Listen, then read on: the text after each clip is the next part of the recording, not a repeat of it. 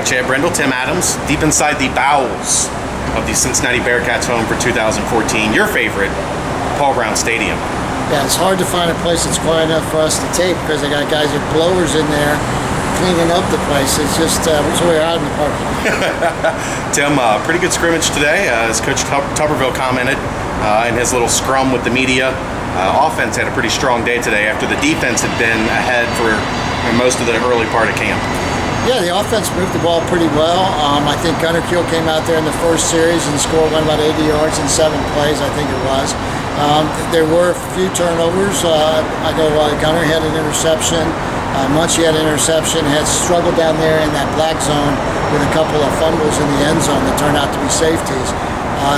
Jared Evans was perfect on me. I didn't see him fumble. I didn't see him throw an interception. But overall, the offense had probably the better of it. Chris Moore. Ooh.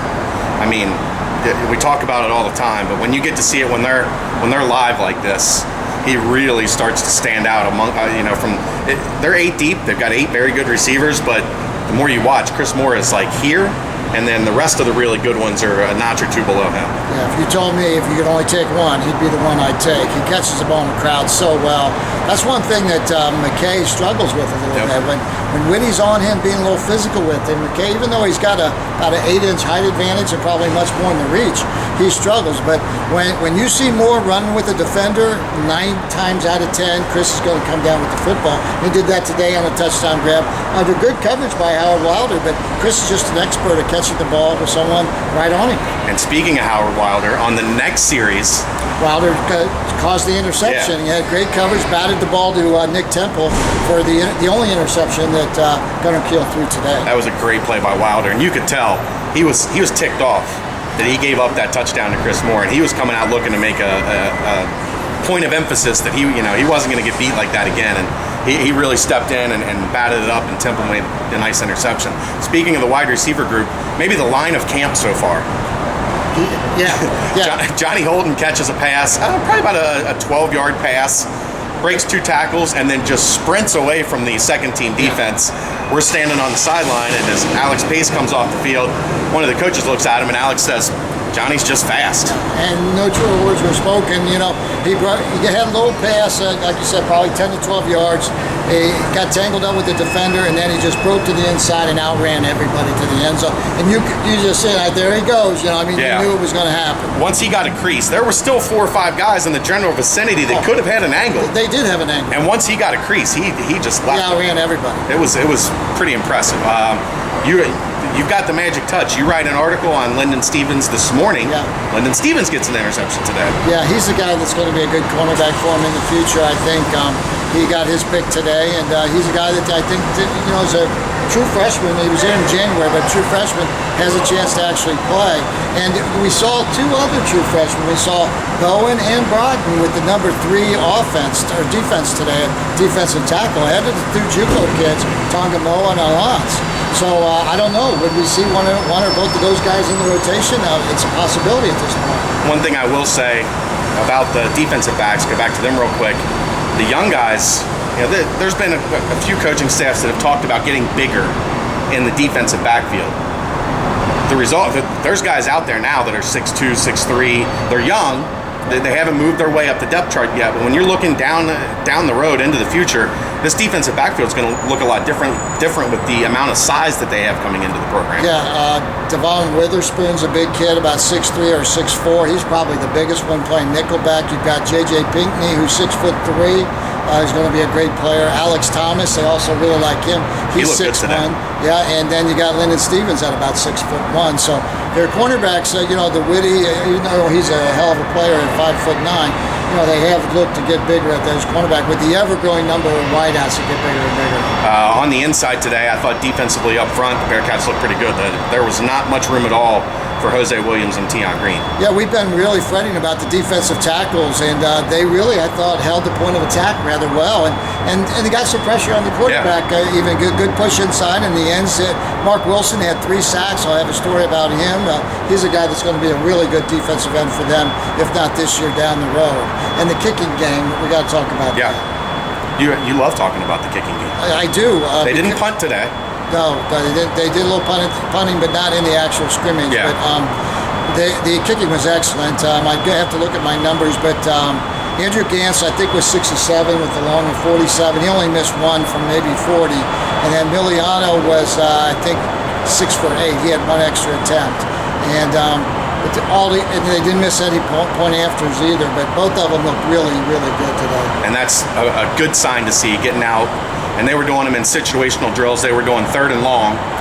And then if they didn't convert the 3rd and long, then they brought the kicking team on. Kicking team had to convert. So those guys were doing it with some pressure on them, having to get out on the field, get things done quickly, and they took care of business. Right. And we had one other guy we want to talk about, maybe from Lawrenceburg. Hey, that's your secret weapon. That's your guy. I'll let you take it away. Yeah, we last, I guess it was spring, we saw Chad Brendel. I think that's how you even say his name, but he's from Lawrenceburg, and he looked good to me in the drills inside. Well, today he had the run of the scrimmage. Now, it was against the 3s or the 4s, but he scored twice. And he had it was about a 35, 40-yard run. 40-yard run. I mean, the kid, he's kind of low-built kid, a little bit wide, has some speed, has some make you miss, has a little bit of power. He did get stuck by, I think, Bowen one time for tackle. That's a big dude. Yeah, 320 pounds. It was like running into a wall. But he came back, and he had a really good scrimmage. Probably was the top rusher in today's scrimmage. Oh, I don't think there's any question about that. He consistently got things done, and tough for walk-ons, especially young walk-ons. Will he ever get a break with the 1s or 2s? We don't know, but he's looked awfully good with the 3s and 4s. Yeah, and that's where you start. You got to make your name there, move your way up. I mean, you guys have done it in this program. Ryan Manilak did a great job of it. Jason Kelsey, although he switched positions and ended up on the offensive line, but guys have done it where you break in, you start working with the 3s and 4s, you move up to the 2s if you get a break. And Adam Dempsey last year. Yeah. So, any other things that pop out? Yeah, I thought Casey Gladney made a statement today. He did. He had a good day too. Johnny Holton looked good. I think overall, we were a little bit holding our breath with Munchie back there a little bit.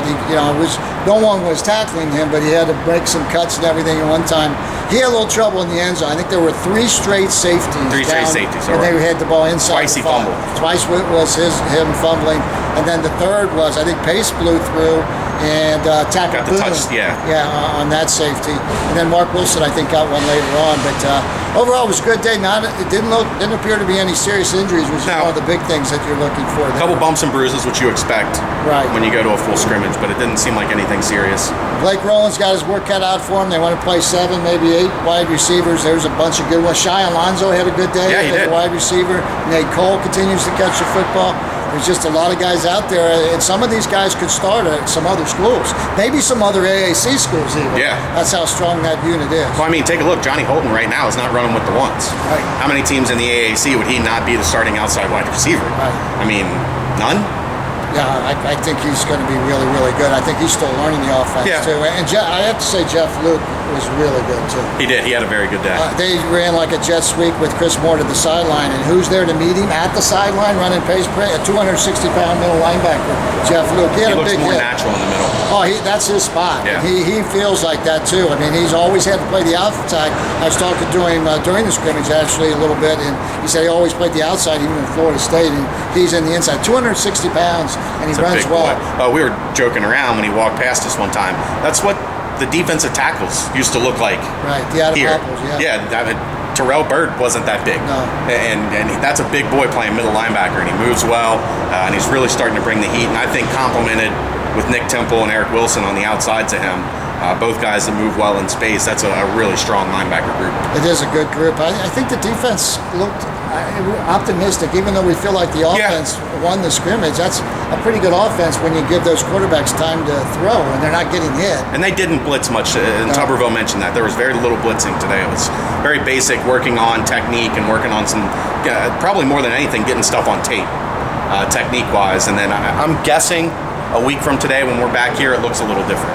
Yeah, I think that they'll be coming at them a little bit harder then. But you got to feel optimistic at this point in time. It looks like a good team coming together. It's still a long way to go, but they really look good. One of the best. I think they've looked the best I've seen them so far in training camp. And only, 83 days till opening kick?